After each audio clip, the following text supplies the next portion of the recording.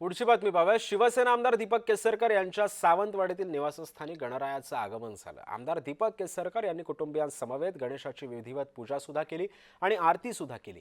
यावेळी आमदार दीपक केसरकर यांनी गणरायासमोर सर्वत्र सुख समृद्धी येवो आणि शेतकऱ्यांना दिलासा मिळावा अशी मनोभावे आशा सुद्धा व्यक्त केली आहे।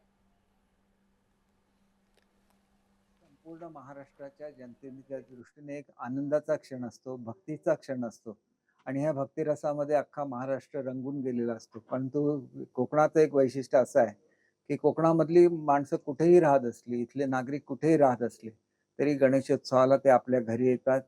अनेक वर्षानंतर घरं उघडली जातात किंवा सर्व मंडळी एकत्र येतात आणि सर्व कुटुंबियांच्या उपस्थितीत अतिशय प्रेमाने आणि अतिशय भक्तिभावाने हा सण साजरा केला जातो।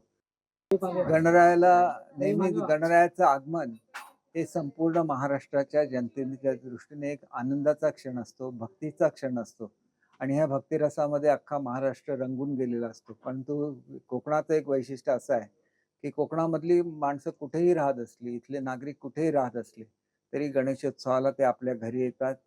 अनेक वर्षानंतर घरं उघडली जातात किंवा सर्व मंडळी एकत्र येतात आणि सर्व कुटुंबियांच्या उपस्थितीत अतिशय प्रेमाने आणि अतिशय भक्तिभावाने हा सण साजरा केला जातो।